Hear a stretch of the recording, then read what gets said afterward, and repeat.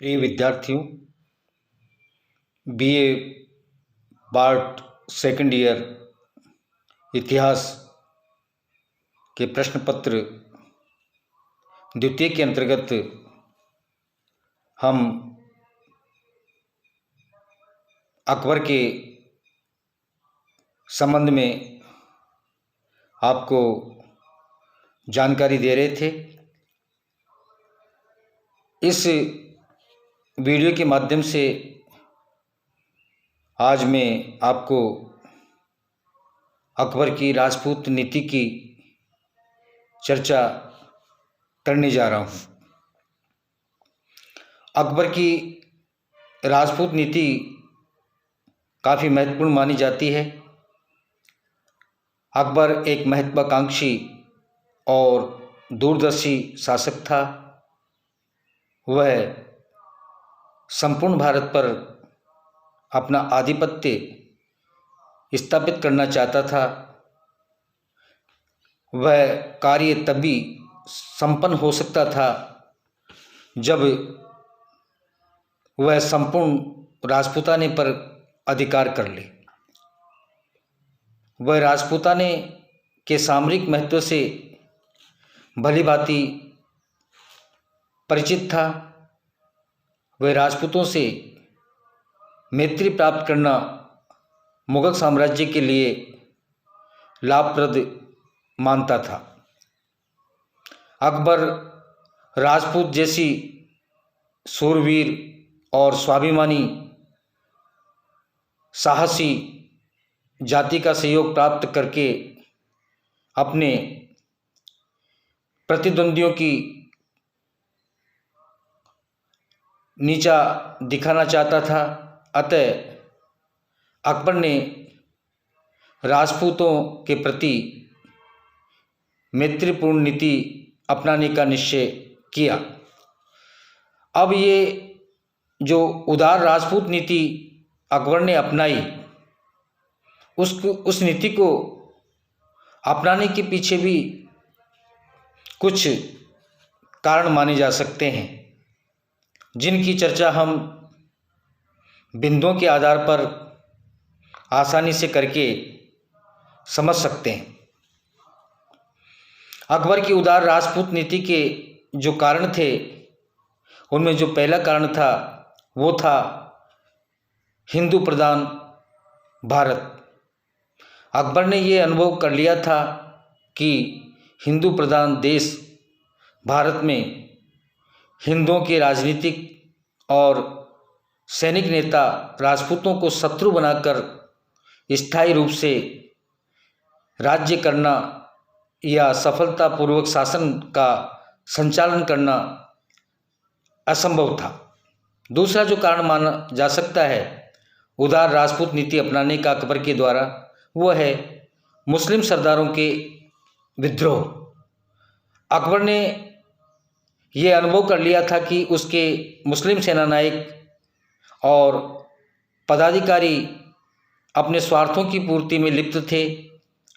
उसे अपने शासन के प्रारंभिक वर्षों में अनेक मुस्लिम सरदारों के विद्रोह का सामना करना पड़ा, जिनमें शाह अबुल माली, आदम खां, बैरम खां आदि विशेष रूप से उल्लेखनीय है। अकबर इन विद्रोहों से अत्यधिक चिंतित हुआ और साम्राज्य को सुरक्षित रखने के लिए राजपूतों का सहयोग प्राप्त करने का उसने संकल्प लिया। तीसरा जो कारण हम मान सकते हैं वो है राजपूतों की वीरता। अकबर भलीभांति जानता था कि राजपूत साहसी और पराक्रमी योद्धा होते हैं। वे अपने पराक्रम पूर्ण कार्यों के लिए विख्यात थे। अतः अकबर ऐसे शूरवीर तथा पराक्रमी राजपूत जाति का सहयोग प्राप्त करके मुगल साम्राज्य को सुदृढ़ बनाना चाहता था। अकबर के द्वारा जो उदार राजपूत नीति अपनाई गई, उसका एक मुख्य कारण यह भी माना जाता है कि उस समय अफ़गानों का प्रभुत्व दरबार में बढ़ गया था। तो अफ़गानों का बढ़ता हुआ जो प्रभाव था और अफ़गान लोग मुग़लों के जो प्रबल प्रतिद्वंदी बन गए थे, ये अफ़गान सरदार अकबर के विरोधी सरदारों से मिलकर अकबर के लिए भीषण संकट उत्पन्न कर सकते थे। ऐसी दशा में अकबर ने राजपूतों का सहयोग प्राप्त करके अफ़गानों की शक्ति का दमन करने का निश्चय कर लिया। तो इस प्रकार से अफ़गानों के बढ़ते हुए प्रभाव को भी हम अकबर के द्वारा अपनाई गई उदार राजपूत नीति का एक प्रमुख कारण मान सकते हैं। अगला जो कारण माना जाता है उदार राजपूत नीति अपनाए जाने का अकबर के द्वारा, वो है अकबर की उदार प्रवृत्ति और दूरदर्शिता। अकबर उदार विचारों का व्यक्ति था। अकबर की माता हमीदा बानो भी उदार सहनशील स्वभाव की महिला थी। अकबर के शिक्षक अब्दुल लतीफ़ तथा बैरम खां भी उदार विचारों के व्यक्ति थे। अतः इन लोगों की उदारता एवं सहनशीलता का प्रभाव अकबर पर भी पड़ा और उसने राजपूतों के प्रति प्रेम एवं सहानुभूति का व्यवहार किया। तो अकबर की जो उदार प्रवृत्ति थी और जो उसकी दूरदर्शिता थी, वो भी अकबर के द्वारा राजपूत नीति को अपनाए जाने का एक कारण हम मान सकते हैं। अगला जो कारण है वो है साम्राज्य नीति की सफलता के लिए राजपूतों की मैत्री का होना अनिवार्य या आवश्यक था। अकबर साम्राज्यवादी और महत्वाकांक्षी सम्राट था।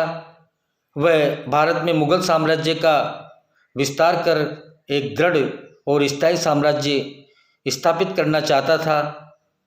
वास्तव में ऐसा साम्राज्य राजपूतों के सहयोग से ही स्थापित हो सकता था।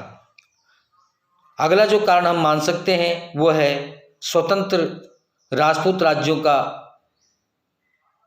समीपता या निकटता। मुग़ल साम्राज्य की राजधानी और महत्वपूर्ण केंद्र आगरा व दिल्ली दोनों ही राजस्थान के निकट थे।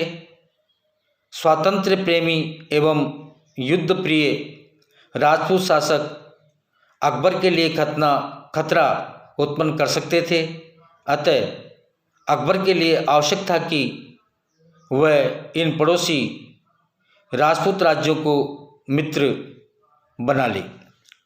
तो स्वतंत्र राजपूत राज्यों की निकटता भी एक कारण हम अकबर की उदार राजपूत नीति अपनाए जाने का यहाँ पर मान सकते हैं। अगला जो कारण है वो है राष्ट्रीय राज्य और समन्वय की भावना। अकबर भारत में एक राष्ट्रीय राज्य की स्थापना करना चाहता था। वह एक ऐसा स्थायी राज्य बनाना चाहता था जो हिंदू और मुसलमान दोनों के सहयोग तथा हितों पर आधारित हो। इसलिए अकबर ने यह सोचा था कि मुग़ल और उनके समर्थक मुसलमान अपना विदेशीपन भूल कर भारतीयता को अपनाकर भारतीय बन जाएं तथा राजपूत अपनी सक्रिय मैत्री से मुग़ल साम्राज्य के आधार स्तंभ बन जाए। ये उसकी एक राष्ट्रीय सोच थी, एक समन्वय की भावनाओं की सोच थी। तो ये भी एक राजपूत नीति अपनाए जाने का अकबर का एक कारण माना जा सकता है। आज इस वीडियो के माध्यम से आपको अकबर के द्वारा उदार राजपूत नीति अपनाए जाने के कारणों पर यहाँ संक्षिप्त में इस वीडियो के माध्यम से मैंने आपको जानकारी प्रदान की है। अब इस राजपूत नीति की व्याख्या के अंतर्गत हम इसके द्वारा जो कार्य किए गए अकबर के द्वारा और इसके जो परिणाम निकले उसकी जानकारी अगले वीडियो में आपको देंगे। धन्यवाद।